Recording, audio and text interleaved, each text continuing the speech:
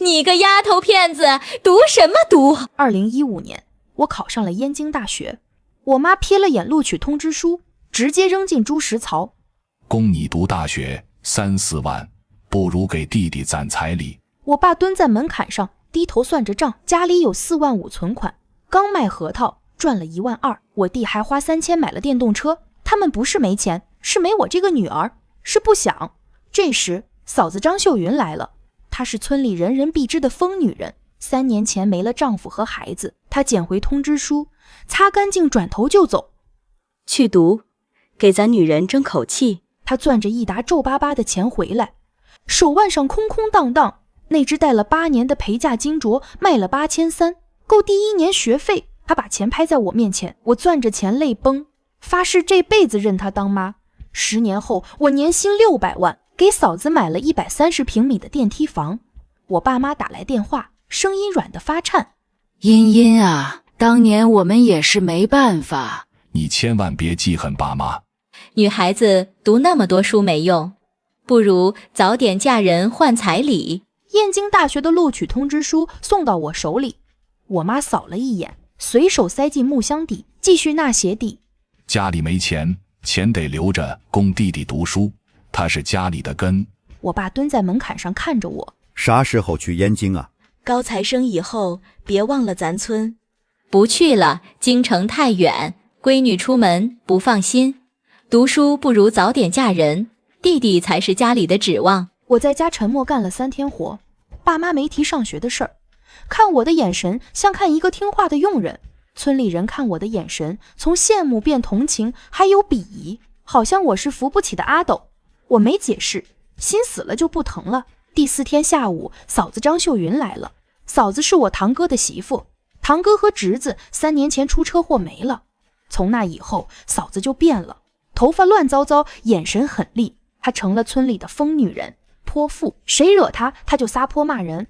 她一个人驻守着一间土坯房，孤零零的，但她是村里最没人敢接近的人，也是对我最好的人。小时候爸妈打我，都是嫂子护着，堂哥走后，嫂子也总偷偷塞给我吃的。她揣着手走进院子，头发乱着，衣服也旧。大哥，大嫂，我爸爱答不理，了一声。我妈头都没抬，继续择菜。通知书呢？嫂子不在意，走到我面前，眼神直勾勾看着我。我指了指灶台边：燕京大学，好，真好。嫂子走过去，捡起那封卷边的通知书，拍了拍灰。她一个字一个字看，很慢，像是捧着啥宝贝。她声音沙哑，眼眶有点红。林小河考上燕京大学了，是林家的光啊。大哥，你咋不乐意？4年7万，你给出？我爸满脸不屑，嫂子的脸瞬间涨红，嘴唇动了动，没说出话。她是村里最穷的，也是最没人敢惹的，可在钱面前腰杆挺不直。等着。她沉默很久，把通知书折好塞我手里让我等着，说完转身就走。我不知道她要干啥，爸妈看着她的背影，嘴角带着嘲讽，他们觉得这个疯女人翻不起啥浪。1个小时后，嫂子回来了，她手腕上那只磨得发亮的金镯没了，那只镯是她娘家的传家之宝，嫁人时的陪嫁，她戴了8年从不离手，那是她身上最值钱的东西，也是她唯一的念想。金镯卖了，一共6800块，加上我攒的1500块，这里是8300块。第1年的学费够了，后面的我再想办法。去读，给咱女人争口气。嫂子眼眶红，没看我爸妈，径直走到我面前。她从怀里掏出一个布包，一层一层打开，里面是一沓钱，有100的、50的，还有10块的，皱皱巴巴。她把钱一张一张摊在石桌上，声音沙哑，像磨过砂纸。我爸妈都愣了，看着桌上的钱，眼睛里是震惊，还有一丝说不清的羞愧。我看着嫂子的手，布满老茧，还有几道伤疤，看着她乱糟糟的头发和泛着水光的眼睛，我的眼泪终于掉了下来。这3天我没哭，被爸妈放弃没哭，被村里人鄙夷没哭，可现在我哭得像个孩子。我捏着那叠钱，指甲陷进掌心，在心里刻下一句话：这辈子我认你当娘。你真要去？我决定去上学，用嫂子卖金镯的钱。我把钱贴身放好，收拾几件旧衣服。我妈站在门口看着，没帮忙也没拦着，眼神复杂。去了就别指望家里给1分钱。我跟你爸就当没你这个闺女。好，我答得干脆，一个字，这一个字，斩断了我和这个家最后一点联系。我妈的脸色一变，她没想到一向沉默的我会这么决绝。让他走，翅膀硬了，想飞了。我倒要看看，没有他们，我能活几天？走了就永远别回来。我把最后一件衣服塞进蛇皮袋，拉上拉链。我走到灶台边，捡起那张通知书，仔细放进怀里，没跟他们道别，然后背上包，头也不回地走出家门，没有一丝留恋。我先去了嫂子家，她正在给我煮鸡蛋，2个鸡蛋黄澄澄的，是她舍不得吃的。她把1碗鸡蛋面推到我面前，又从床底摸出一个布包塞给我，吃了再走，路上饿，这里还有20块，拿着路上买水喝，到了学校给我来个信报平安。走吧，别误了车。我走了很远，回头看，他还站在门口，孤零零的，像一棵枯树。去县城的路走8里，我一步没停。大巴车启动的时候，天快黑了，我看着窗外倒退的田野，心里空落落的，又好像被什么填满了，是希望，也是恨。4个小时的大巴再转火车，我没买卧铺，坐硬座，饿了啃嫂子给的干粮，渴了喝凉水。车厢里人多吵，味道难闻，可我的心前所未有的静。终于广播里喊京城到了，我背着蛇皮袋走出车站，高楼大厦，车水马龙，一切都陌生。我按路标找到去燕京大学的公交，站在燕京大学校门口，我的腿软了，不敢相信我真的到了燕京大学，我来了。身后是冰冷的故乡，身前是未知的未来，手里攥着嫂子卖金镯的钱，这是我的全部，也是唯一的生路。我不能输，也输不起。报道那天人很多，各种口音，各种样子，有人穿名牌，有人和我一样被旧蛇皮袋。我的宿舍在402，推开门已经到了3个人。你好呀，我叫林薇，江北来的。一个女生笑着跟我打招呼，来自江北。哼，一个来自魔都，叫陈曼，穿新衣服，看我的眼神带着轻蔑。还有一个来自川渝，叫张琪，话少，眼神亮。我默默收拾床铺，学校统一的被褥要70块，交钱的时候我的手都在抖。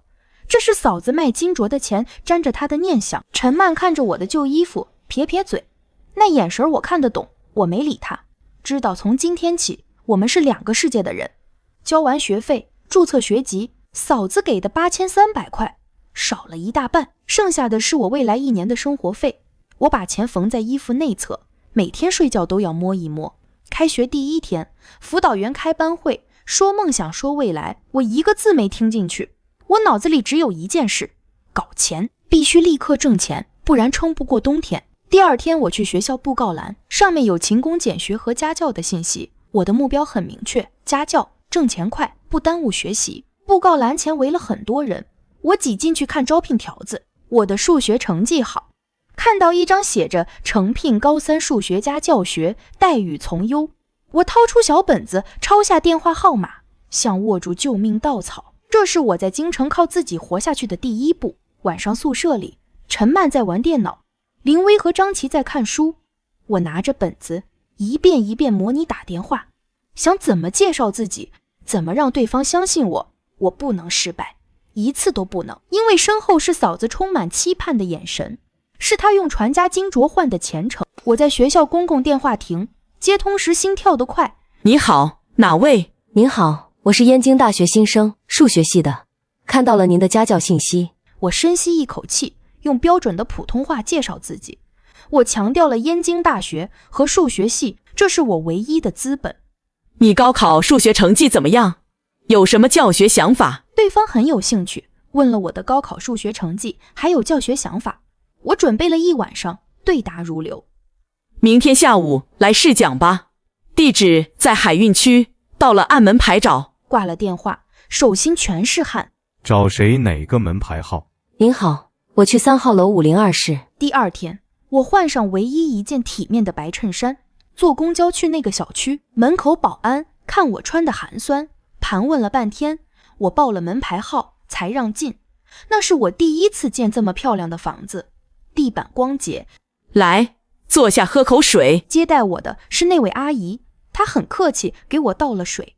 这是我儿子小雨，上高3，聪明，就是贪玩。他的儿子叫小雨，上高3。这道题太难了，我根本不会。我先看看你的月考试卷。我没直接讲题，先分析了他的月考卷子，指出薄弱环节。这道题我用3种方法解给你看，然后用3种解法解了一道他觉得最难的题。原来还能这样做。讲完，小雨的眼神变了，从不耐烦变成佩服。以后就麻烦你了，1周3次，1次2小时，每小时35块。阿姨当场拍板，35块1小时，我差点站不稳。这对我来说是巨款，干1小时够我吃1个星期的馒头咸菜。谢谢阿姨，我一定好好教。我强忍着激动，点头答应。从那天起，我的大学生活分成2半，白天我是燕京大学的学生，在课堂上拼命学，晚上我是数学家教学，穿梭在京城的夜色里。我定了严格的时间表，早上5点半起床背英语单词，上完课吃2个馒头去做家教，晚上10点回宿舍，再学到凌晨1点。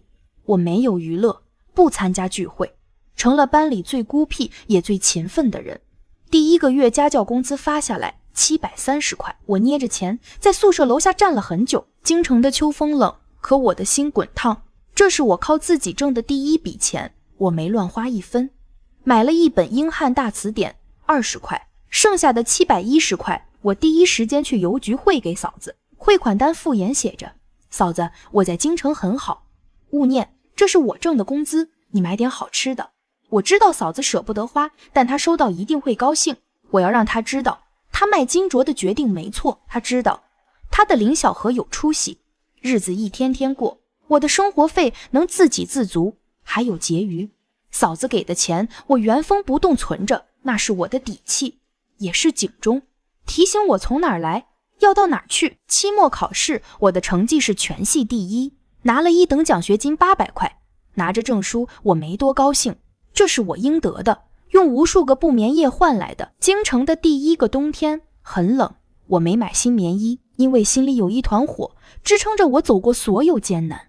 第1个寒假我没回家，舍友们早就买好了回家的票，兴奋地讨论着家里的事。我假装看书，1个字都看不进去。家那个地方没有温度，回去只有父母的冷漠，还有村里人异样的眼光。我决定留校。京城有寒假工，图书馆管理员、餐厅服务员，图书馆管理员、餐厅服务员，能多攒点钱，早点把嫂子的钱还上。买了最便宜的火车硬座，连夜回了老家县城。下了火车坐班车，回到村口，天刚蒙蒙亮，冬天的村庄一片冷寂。我没回自己家，直接拐去嫂子家的小路。远远看见嫂子家的烟囱冒着炊烟，她正蹲在院门口扫雪，背比我走的时候更驼了。我喊了声嫂子，声音哽咽。咋回来了？她快步走过来，拉着我的手上上下下打量。瘦了，瘦了。没瘦，壮实了。她眼圈红了。我笑着说，拉她进屋，屋里简陋但干净。嫂子，这钱你拿着，是我挣的，以后每个学期我都给你寄。我从包里掏出信封，里面是我攒的钱加上奖学金，一共2200块。不行，你上学要花钱，我不要。嫂子看着钱，手发抖，把钱推回来。我能养活自己了，这钱你必须收。你卖了金镯，没了念想，日子肯定不好过。要是还当我是妹妹，就收下。我的小何长大了，有出息了。嫂子看着我，嘴唇哆嗦，最后抹了把眼泪，收下了。我在嫂子家吃了一顿热腾腾的饺子，她把过年才舍得吃的肉都拿出来了。我跟她说京城的事，只报喜不报忧，说学校好，老师同学好，一切都好。嫂子听得满脸笑，是发自内心的骄傲。回来了，咋不回家？中午，我妈不知道从哪听到消息，找来了。她站在嫂子家院门口没进来，看着我眼神复杂，有惊讶，有尴尬。嫂子，我该走了，下午赶火车回京城。我没看他，低头对嫂子说。我站起身，背上包，从头到尾没给他一个正眼。嗨，他站在门口看着我走过，一句话都没说。我听到嫂子的叹气声，可我没回头，心冷了，就再也暖不回来了。我爸没出现，大概拉不下脸，或许他心里我这个闺女早就无所谓了。回到京城，我联系了辅导员介绍的教授，他做数据模型研究，需要学生助理。我凭着全系第一的成绩拿下了这个机会，每月300块补助，还能接触前沿的计算机知识。整个寒假，我不是在图书馆，就是在实验室。像海绵一样疯狂学知识。除夕夜，我一个人在实验室敲代码，窗外是京城的烟火。我知道，我的人生像这烟火，熬过黑暗，终将绽放。大2的春天，未名湖的冰化了，柳树发了芽，校园里很多人谈恋爱，而我的世界只有上课、家教、实验室。陈教授的项目涉及复杂的算法模型，我几乎把所有时间泡在里面。实验室的灯没完我关，宿舍的门没完我最后一个锁。你不要命了，别猝死在实验室。陈曼经常嘲讽我，我从不理会。夏虫不可语冰，我和他之间隔着的不只是贫富，还有对人生的认知。陈教授严谨话少，但看人准，他看穿了我的努力，给了我最大的信任。实验室最先进的电脑只有我和他能用，项目到了关键阶段，遇到瓶颈，核心算法的运算效率始终提不上来。团队的博士生和研究生都愁眉不展，我没参与讨论，只是整理数据，不出差错。但每晚回宿舍，我都在脑子里复盘算法，把公式和逻辑在草稿纸上推演。宿舍熄灯了，我就躲在被窝里用手电筒看。我发现他们陷入了思维定式，只优化算法，忽略了数据结构。周五下午，陈教授对着代码皱眉，我犹豫很久，拿着草稿纸走过去。陈教授，我有个想法，不知道该不该说。你说。可以从数据结构入手，建构新的哈希映射，用空间换时间，改变现有的索引方式。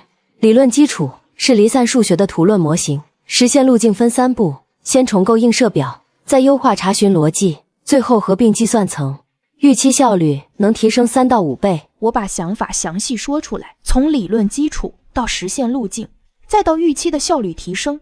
整个实验室都安静了，所有人看着我，眼神从轻视到惊讶，再到难以置信。我说完，心里忐忑，像等审判。我怎么没想到建构新的哈希映射，用空间换时间？林小河，你是个天才。陈教授拿着草稿纸看了10分钟，猛地一拍大腿，林小河，你是个天才。那一刻，浑身的血都在烧。这是我第一次被人叫天才，不是同情，是认可。这个周末我们把它彻底拿下。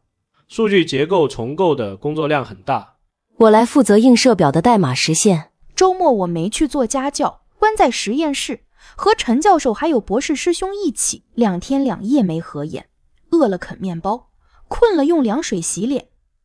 跑通了，运算时间缩短了 70%。周日晚上，新代码跑通了，整个实验室沸腾了。干得好。我靠在椅子上，长长出了口气，累但满足。我知道，我的人生从这一刻起不一样了。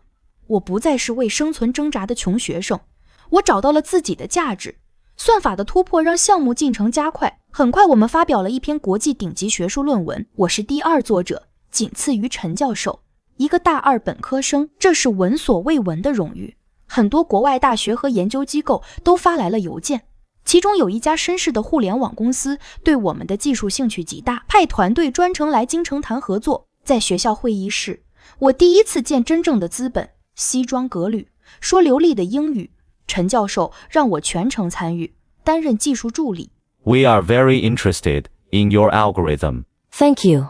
Let me walk you through the technical details. 我的英语口语是每天5点半在未名湖边一个单词一个单词啃出来的。这个哈希映射的优化思路很独特。我们通过空间换时间的策略，重构了索引层。核心优势在于运算效率提升了70%，同时保持了模型的稳定性和可扩展性。当着他们的面，我详细阐述了算法的核心优势。我的自信和专业让对方面的技术总监频频点头。后续的迭代方向我们已经规划好了。谈判很顺利，学校以技术入股和公司达成合作，我们团队也得到了不菲的奖励。林小河，过来一下，这个给你，是你应得的。陈教授把我叫到办公室，递给我一个信封。这太多了，我不能要。我打开，里面是5万块现金。2016年的5万块对我来说是天文数字。没有你，项目不会有今天。这是奖励，也是投资。我相信你未来的价值远不止5万。陈教授语气不容置疑。谢谢陈教授。走出办公楼，傍晚的京城晚霞很美。我捏着信封，像做梦。我去了银行，给自己留了1万，作为接下来2年的学费和生活费。剩下的4万，一分不留汇给嫂子。汇款单附言写着：嫂子把土坯房推了，盖一座亮堂的砖房。你好好歇歇，别再干重活。钱的事不用愁，以后都有我。土包子，见过这个吗？新出的手机，4000多。回到宿舍，陈曼在显摆新买的手机。他看见我，晃了晃。我没说话，掏出装着1万块的信封，在他面前晃了晃。手机我没见过，但1万块现金，你未必这么拿过。陈曼的脸瞬间绿了，宿舍里第一次这么安静。林小河，电话，你妈打来的。喂，小何，你弟弟出事了，磊磊在外面打工把人打了，要赔2万块。人家说3天内不还钱就报警。他的声音很焦急，没有一丝温情。你现在是燕京大学的高材生，在京城肯定能挣大钱。我们就这一个儿子，指望他传宗接代。我听着觉得无比讽刺。就这一个儿子，原来在他们心里只有张磊是儿子，我只是榨取价值的工具。我想起1年前那张被扔在灶台边的通知书，想起我爸那句供我读书不如给弟弟攒彩礼。你不帮忙就是不孝，是白眼狼。家里真的不容易，你弟弟可怜啊。电话那头，我妈喋喋不休，哭诉弟弟可怜，家里不容易。我安静听着，直到他哭累了，停了下来。1年前你们说家里没钱，供不起，现在张磊惹了事要赔2万，你们就想起我来了。我缓缓开口，声音清晰。电话那头沉默了。他是你亲弟弟，血浓于水。是吗？当年我拿着通知书求你们的时候，你们怎么没想过血浓于水？当年嫂子卖了传家金镯供我上学的时候，你们怎么没想过他也是张家的人？我冷笑。现在让我拿钱填张磊的窟窿，凭什么？我不跟你扯皮了，让你爸和你说。过了一会儿，我爸的声音传来，压抑着怒火。你翅膀硬了，敢这么跟你妈说话？张磊的事你必须管，不然我们就去京城去学校闹，让所有人都知道你是个不孝女。威胁，还是熟悉的威胁。可我早已不是当年那个会被他们一句话击垮的小姑娘了。好啊，你们来，正好让学校的老师、同学，让记者都听听，你们当年怎么为了给儿子攒钱，把考上燕京大学的女儿的通知书扔在灶台边，怎么眼睁睁看着嫂子卖了传家金镯供我上学，连一句谢谢都没有。你们想把家丑扬到京城，我奉陪到底。我林小河烂命一条，什么都豁得出去。问你们那张比天还大的脸，豁不豁得出去？电话那头死一般的寂静，能听到我爸沉重的呼吸声。我知道我戳中了他的要害，在村里他们最在乎的就是面子。钱我1分都不会给。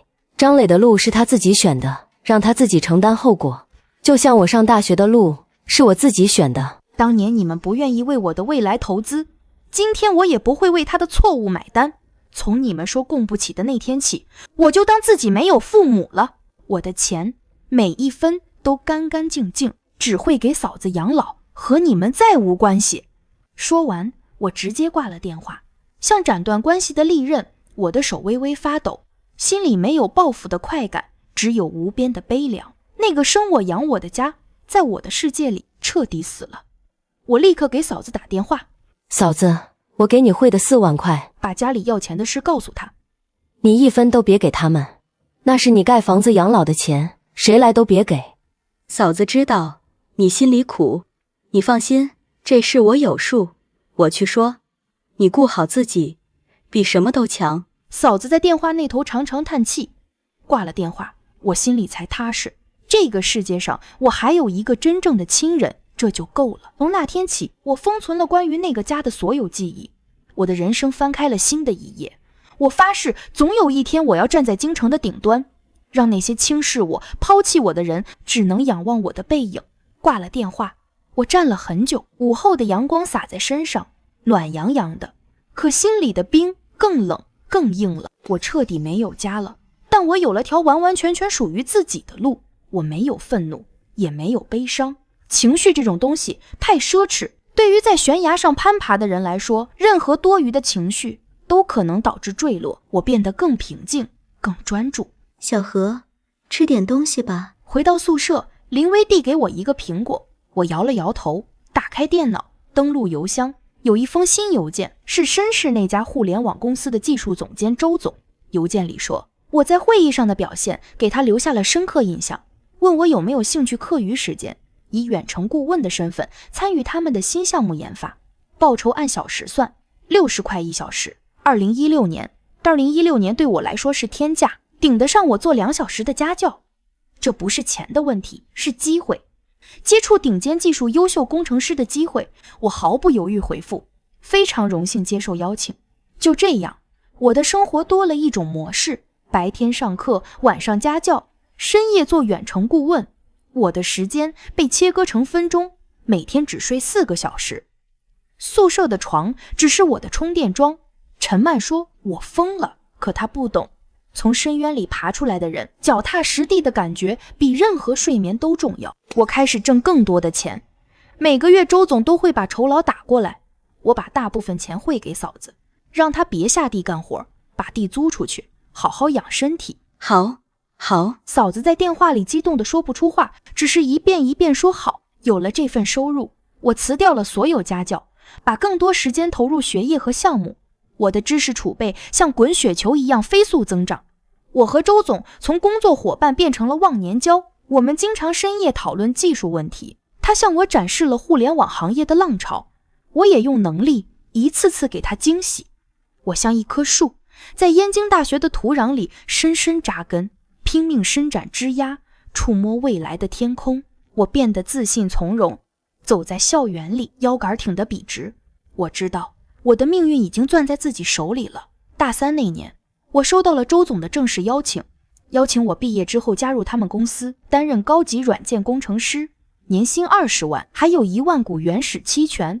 2017年，20万年薪对国内的学生来说是神话，更别说1万股原始期权。周总在邮件里说，公司正在准备上市，这些期权未来可能价值100万甚至1000万，他相信我值得这个价。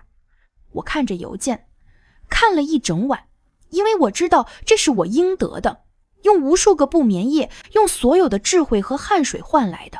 你想好了，绅士的 offer 确实诱人。陈教授，我想把我的家庭、我的过去都坦诚告诉您。我面临选择，拿着 offer 去绅士闯，还是留在燕京大学，听陈教授的建议，读研读博，走学者的路。陈教授非常看好我，希望我留校，成为他的接班人。我拿着我的 offer 去找陈教授，我把一切坦诚相告。坐吧，慢慢说。我把一切坦诚相告。陈教授听完，沉默很久，他摘下眼镜，揉了揉眼睛。你去吧，你和别的学生不一样，身上背负的东西太重了，学术的路清苦漫长，不适合现在的你。你需要更广阔的战场，施展才华，改变命运。绅士是现在大华国最好的地方，去那里闯一闯。燕京大学出去的人，无论在哪里，都不能丢了燕京大学的风骨。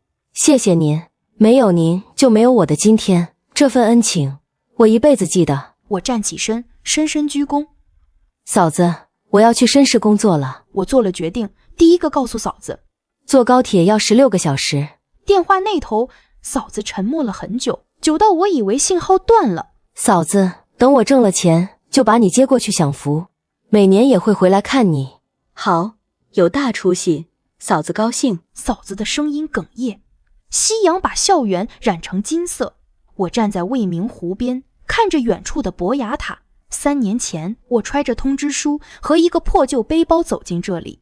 3年后，我要去更远的地方了。这一次是我自己选择的路。那只金镯没白卖，你放心大胆往前飞，飞得越高越远，嫂子越高兴。家里不用惦记。挂了电话，我的眼泪忍不住掉下来。我人生所有的温暖和力量，都来自这个孤孤单单的女人。她是我唯一的亲人，也是我奋斗的全部意义。从那天起，我开始为毕业做准备。大4的课程对我来说已经没有难度，我以全系第1的成绩拿到毕业证和学位证，成了数学及计算机系人人羡慕的传奇。一个还没毕业就被绅士公司用天价年薪挖走的牛人，陈曼再也不敢用轻蔑的眼神看我。看我的眼神充满敬畏，甚至讨好他，总在饭局上吹嘘，说林小河是他舍友，是燕京大学的天才。我笑笑不说话。毕业典礼那天，京城的天很蓝，燕园里全是穿学士服拍照的学生和家长，欢声笑语，有离别也有憧憬。我穿着崭新的学士服，一个人走在未名湖边。4年前，我背着旧蛇皮袋，怀揣着嫂子卖金镯的8300块，忐忑走进燕京大学。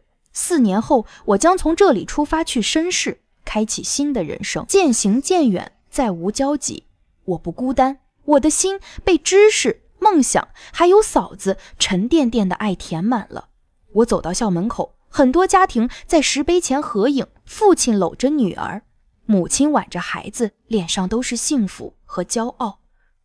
小何，我正准备走开，一个熟悉又沙哑的声音在人群中响起，喊的是我的名字。我浑身一震，猛地回头，看到了永生难忘的场景。嫂子来了，她穿着一身崭新的蓝色衬衫，是她这辈子最体面的衣服，头发梳得整整齐齐，不再乱糟糟，手里拄着一根拐杖。她的腿因为常年干重活落下了病根。她站在人群中用力挥手，黝黑的脸上全是笑容，激动、骄傲、欣慰。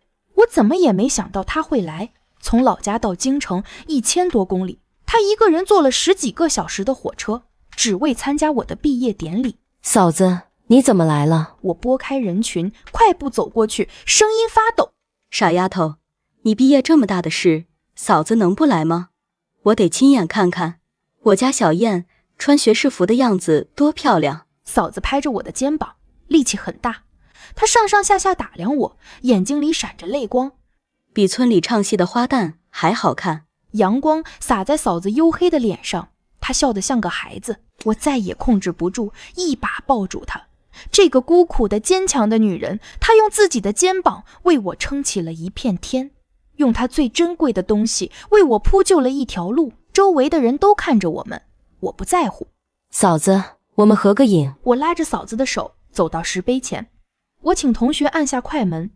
照片上我笑得灿烂，嫂子也笑得灿烂，熠熠生辉。这张照片后来被我放在绅士办公室最显眼的位置，时刻提醒我是谁，从哪里来，我的根在哪里。好地方，真是好地方，不愧是燕京大学。嫂子，这就是未名湖，那是博雅塔。我陪着嫂子在燕京大学逛了一整天，带她看未名湖、博雅塔。嫂子像个孩子，对一切都新奇、骄傲。嫂子，这4年我一半的时间都在这里度过。我指着图书馆，我指着实验室大楼。好。那天我没参加同学的散伙饭，在校外最好的饭店订了包间，只有我和嫂子。我点了一桌子菜，给她倒了一杯果汁。嫂子，这杯我敬你，没有你就没有我的今天。从今往后，我就是你的女儿，给你养老送终。我一饮而尽。好孩子，嫂子没白疼你。嫂子的眼泪掉下来，笑着抹掉。3天后，我送嫂子上了回家的火车。又过了2天，我登上了去绅士的高铁。高铁启动，窗外的风景飞速倒退。我心里没有迷茫，我知道我不是一个人在战斗，我的身后站着一个伟岸的女人，她是我的嫂子，也是我的母亲。他给了我第2次生命，我将用余生回报这份恩情。绅士，我来了。欢迎来到绅士，未来可期。高铁到绅士的时候是下午，走出车站，热浪扑面而来，高楼林立，车水马龙，到处都是忙碌的人。这是一座充满活力的城市，也是一座造梦的城市。先休息2天，熟悉一下环境。周一，我来接你去公司报到。他带我去公司安排的公寓，小区环境很好，有花园，有健身房。公寓是一居室，家具家电齐全，柔软的沙发，崭新的床，这一切都真实的像梦。周总走后，我一个人站在公寓里，走到窗边，看着楼下的花园，从蛇皮袋里小心翼翼拿出和嫂子的合影，立在床头柜上。我在心里说，嫂子，我到绅士了，我住上大房子了，你看到了吗？眼泪悄无声息滑落。来绅士的第1个晚上，我失眠了，不是倒时差，是太兴奋，太感慨。从那个偏僻的小山村到燕京大学，再到绅士，我用了4年。我的人生被嫂子卖掉的那只金镯彻底改变了航向。我攥紧拳头，对自己说，林小河，从今天起，你的人生只许上坡，不许下坡，身后再无退路，身前是整个世界。周一早上，周总准时来接我。走，带你去公司看看。公司在南山科技园，一栋30层的写字楼。走进公司，开放式的办公区，每个人都在忙碌，空气中弥漫着创新和拼搏的味道。这正是我想要的地方。周总带我办理入职手续。这位是林小河，燕京大学数学系的高材生，之前远程协助解决了很多技术难题，从今天起正式加入我们。周总召集核心技术团队开欢迎会，办公室里响起掌声，大部分人都很友好，只有一个人眼神带着审视和不以为然。他是老吴，团队的技术骨干，性格高傲，据说在公司待了5年，很有资历。他只是对我点了点头，我不在意。在这样的地方，赢得尊重靠的不是学历，是能力。公司核心产品的电商数据系统，在处理高并发请求时，会出现数据卡顿，这个问题困扰了团队1个月。周总给我安排的第1个任务极具挑战性，老吴带领的小组尝试了各种方案，都收效甚微。我知道这很难，但我相信你。我尽力。周总把这个任务交给我，我没有立刻写代码，花了2天时间阅读项目的所有源代码，超过60万行，还有所有的技术文档和历史记录，把整个系统的架构，每个模块的逻辑都刻在脑子里。这2天我几乎没睡觉，困了就在公司的休息室眯一会儿，饿了就去公司的餐厅吃点东西。第3天早上，我找到了问题的关键，在高并发情况下，会导致多个线程抢占资源，造成系统卡顿，是底层架构的小缺陷。我拿着分析报告和解决方案，找到周总和老吴。在会议室，我对着白板把2天的思考完整阐述。问题的根源在这里，这个底层架构的缺陷平时不会暴露，但高并发时就会出现线程抢占。我提出的方案是，我画出架构图，指出漏洞位置，提出全新的解决方案，重构线程调度逻辑，引入分布式缓存，彻底解决高并发卡顿问题。我说完，会议室鸦雀无声，周总的眼睛里闪着兴奋的光芒，老吴的脸上从一开始的不屑变成震惊，最后是佩服。厉害，真的厉害，这个方案太巧妙了。他喃喃自语。那一刻，我知道我在绅士站稳了。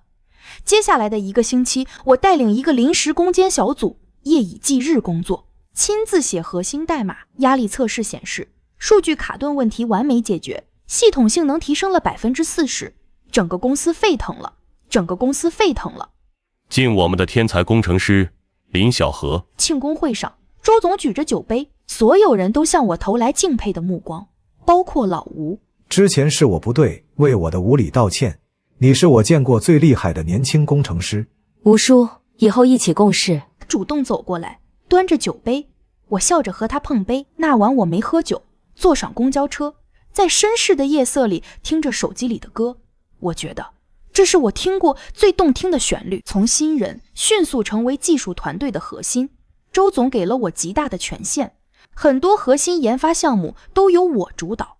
我像一块海绵，疯狂吸收行业的顶尖知识。我的薪水也水涨船高，从年薪20万涨到了50万。我实现了财务自由，却没有像其他人一样买豪车、买名牌。我依然住在公司安排的公寓，最大的开销就是每个月给嫂子汇款。够了够了，小燕，你记得钱嫂子这辈子都花不完。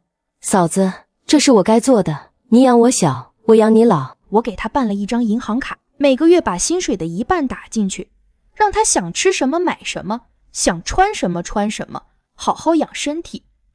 嫂子在电话里总说够了够了，每当这时，嫂子都会在电话那头笑，笑着笑着就哽咽了。我知道她过得很好，用我汇的钱盖了座亮堂的砖房，买了新家具，每天去村里的广场和老人聊天散步。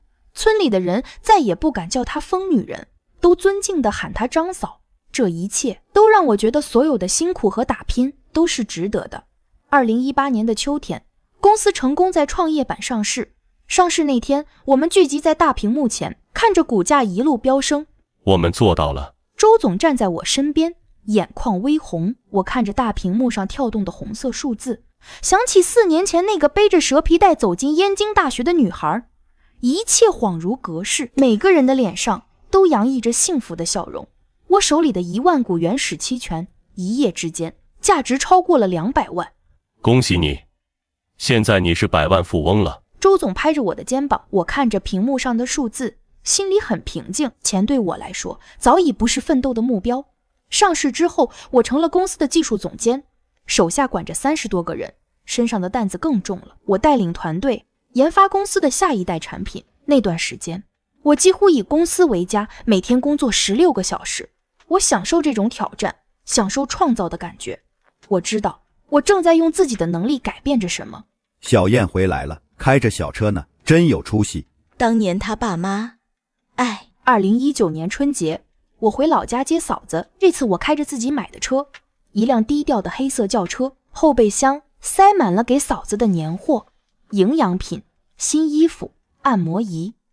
车子停在嫂子新盖的砖房前，村里人都出来看，交头接耳。我听见了，不在意。咋又买这么多东西？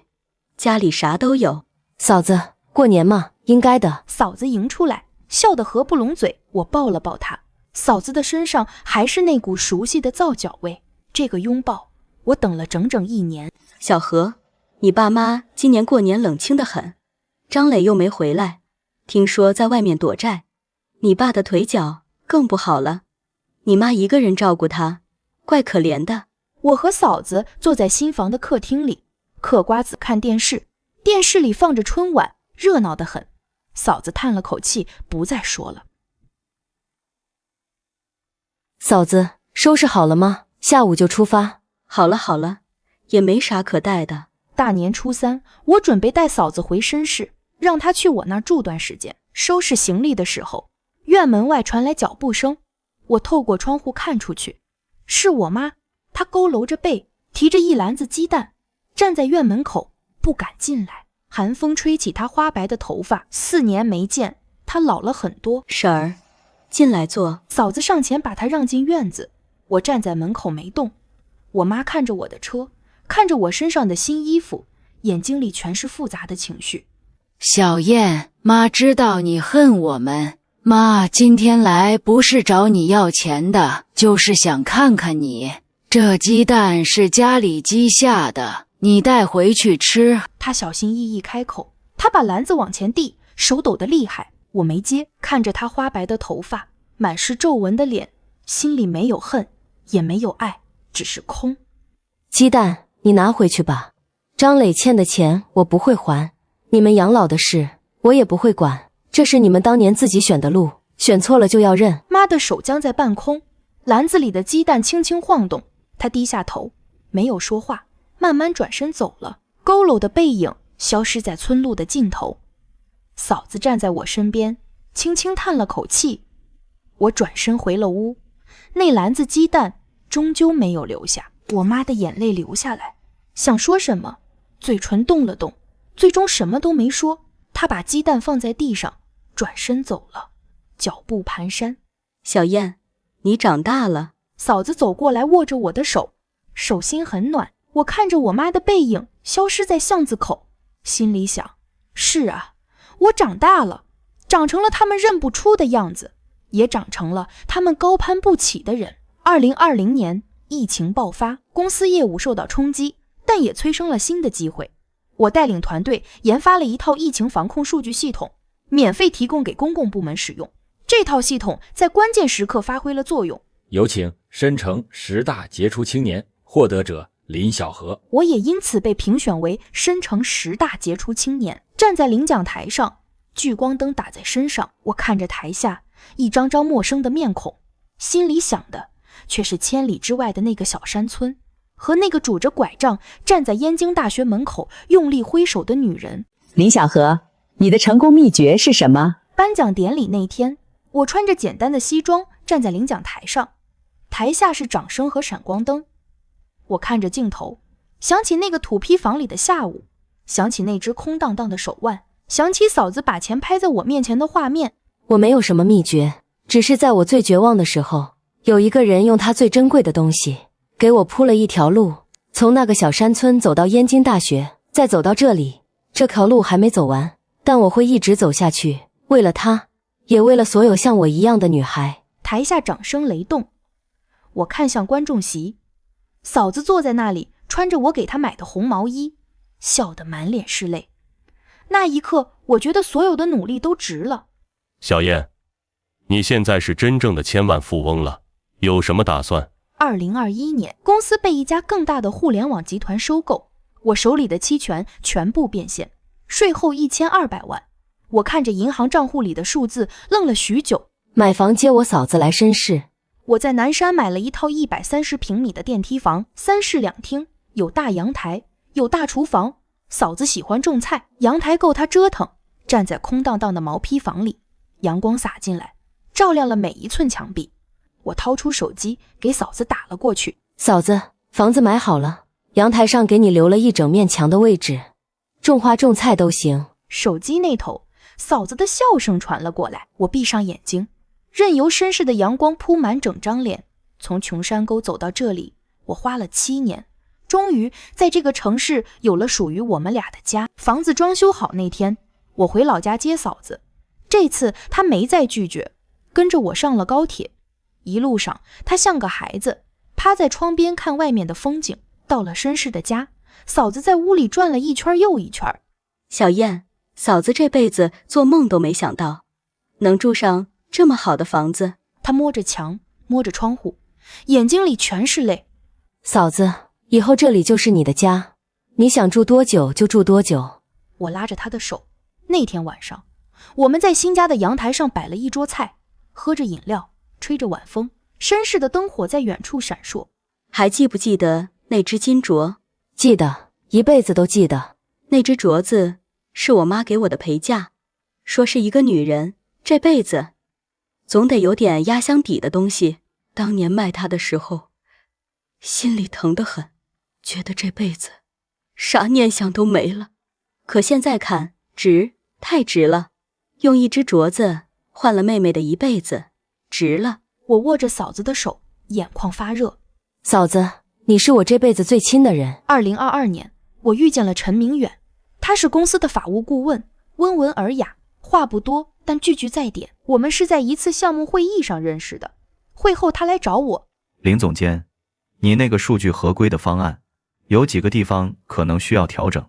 他说话的时候，阳光从落地窗洒进来，落在他的白衬衫上，干净的不像话。我愣了一下，然后笑了。好，你说说看。他翻开文件夹，一条一条的指给我看，声音温和，手指修长。那一刻，我心里有什么东西轻轻动了一下。我抬起头，看见他眼里的真诚和一点我看得懂的欣赏。2023年春天，我们结婚了。婚礼很简单，在申城的小草坪上，只请了最好的朋友和同事。嫂子坐在第1排，穿着我给她买的红裙子，笑得合不拢嘴。谢谢你，没有你就没有这么好的儿媳妇。嫂子的眼泪又下来了，这次是高兴的。嫂子，当年你卖掉了你的金镯，换了我的人生，今天我还你一只新的，以后换我来守护你。婚礼上，陈明远给我戴戒指的时候，我从包里拿出一只崭新的金镯，这是我专门定制的。我走到嫂子面前蹲下来，全场安静，然后爆发出热烈的掌声。小燕，好孩子，我的好孩子。嫂子抱着我，哭得像个孩子。2024年，我们的女儿出生了，取名念恩。纪念恩情的意思，嫂子抱着念恩在阳台上晒太阳，嘴里哼着老家的童谣。念恩乖，念恩笑一个。念恩抓着嫂子的手指咯咯笑，我看着他们，心里满满的。我把这些信一封封读给嫂子听，他们给我写信，说谢谢林阿姨。好好啊，咱小燕做的是积德的事，说以后也要像我一样帮助更多的人。2025年夏天，母校燕京大学邀请我回去给新生做开学典礼的演讲。站在那个熟悉的大礼堂里，台下是几千张年轻的面孔，充满朝气和希望。10年前，我也是你们中的一员。那时候我背着旧蛇皮袋，揣着嫂子卖金镯的8300块钱，走进燕京大学的大门。那时候的我不知道未来会怎样，只知道我必须走下去，因为没有退路。台下安静极了，几千双眼睛齐刷刷看着我。我深吸一口气，继续往下说。今天我想告诉你们，无论你们来自哪里，无论你们的起点有多低，只要不放弃，只要有人愿意拉你一把，你就能走到你想去的地方。恍惚间，我好像看见10年前那个女孩背着蛇皮袋站在燕京大学门口，仰着头望着校门上的金字，眼里有光也有怕。那时候她不知道自己要走多远，但她知道必须走下去。掌声响起来，把我拉回现实。台下那些年轻的面孔，有人在用力鼓掌，有人在擦眼泪。我看着他们，就像看着10年前的自己，从那个土坯房走到这里，从一无所有到站在这座讲台上，这条路我走了10年。而当你走到那里之后，别忘了回过头，拉一把。台下掌声雷动，我看向观众席，嫂子坐在那里，头发全白了，但精神很好。她看着我笑得骄傲，就像10年前在那个土坯房里。她把钱拍在我面前说，给咱女人争口气。2025年秋天，一个普通的周末，我正在公司开会，手机响了，是老家的堂叔。我心里一紧，接起来。小燕，你爸走了，昨天晚上突发心梗，送到医院没抢救过来，你妈让你回来一趟。会议室里的声音忽然远了，窗外的天很蓝，阳光很好。我握着手机，坐在椅子上没动。知道了。我沉默了很久，同事们陆续走出会议室，有人在身后叫我，我没应。我站在落地窗前，看着这座城市的车水马龙，脑子里一片空白。那个男人，那个从小到大几乎没正眼看过我的男人，他走了。我以为我会无动于衷，但眼泪还是掉了下来。连我自己都不知道，这眼泪到底是为他而流，还是为那个从来没有被爱过的自己而流。挂了电话，我在会议室里坐了很久。窗外是深市的天，蓝得很。我想起很多年前那个蹲在门槛上抽烟的男人，他说3、4万供不起，他说走了就永远别回来。现在他真的走了，永远回不来了。我回去参加了葬礼，陈明远陪我一起。念恩太小，留在家里有嫂子照顾。灵堂设在老家的院子里，破旧的老屋。我妈跪在灵前，头发全白了，人瘦的脱了相。看到我，她抬起头，眼睛里是复杂的情绪。我点了点头，上了香，磕了3个头，没哭，心里也没有太大的波澜。那个男人在我的生命里早就死了。小燕，妈知道你恨我们，妈不怪你，是我们活该。你爸临走前一直念叨你的名字，说他这辈子最对不住的人就是你。葬礼结束后，我妈拉着我的手，我没说话，从包里拿出一个信封，里面是5万块钱。这钱你拿着，好好过日子。张磊那边，你让他自己想办法，我不会再管。我妈接过信封，手抖得厉害，眼泪流下来。她的手指粗糙得像树皮，指甲缝里还嵌着洗不掉的泥。我没有握她的手，只是站在原地，看着她的眼泪一滴滴砸在信封上。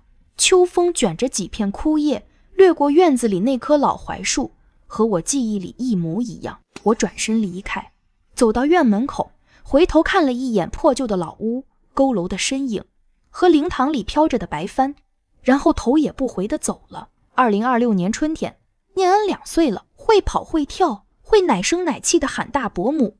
嫂子每天带着他在小区的花园里玩，和别的老人一起聊天，炫耀他的侄女，日子平静而温暖。那天我们一家4口去海边玩。妈妈，你看我捡的贝壳，真漂亮，再去找一个给大伯母好不好？念恩在沙滩上跑，嫂子在后面追。陈明远举着相机拍照，我坐在沙滩上看着他们。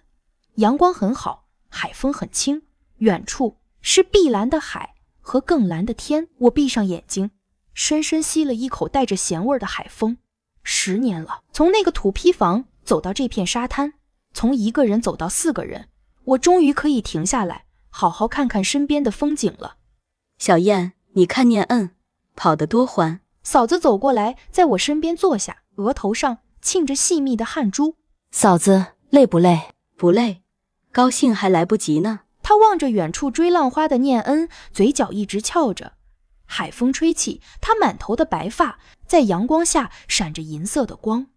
我想起很多年前那个在土坯房里拍桌子的女人，和眼前这个在沙滩上晒得脸红扑扑的老人。时间改变了很多东西，但有些东西从来没有变过。我突然想起15年前那个土坯房的下午，那个把通知书从灶台边捡起来的女人，那个攥着皱巴巴的钱拍在我面前的身影。去读，给咱女人争口气。我做到了，嫂子，我做到了。她在灶台边弯着腰捡通知书的样子，忽然清晰的不像回忆，像昨天。小燕，你知道吗？村里的人现在都说张家出了个金凤凰，说你爸妈有眼无珠，放着这么好的闺女不要，偏宠那个没出息的儿子。晚上回到家，念恩睡了，我和嫂子坐在阳台上喝茶聊天。我笑了笑没说话，可我每次听到这些话就想笑。他们哪知道当年我要不是豁出去卖那只镯子。嫂子，那只镯子我记一辈子。我握着嫂子的手。傻孩子，别记了，过去的都过去了，现在咱们过得好比啥都强。嫂子拍了拍我的手，我看着嫂子，看着她花白的头发，满是皱纹的脸和那双依旧明亮的眼睛，心里涌起一股暖流。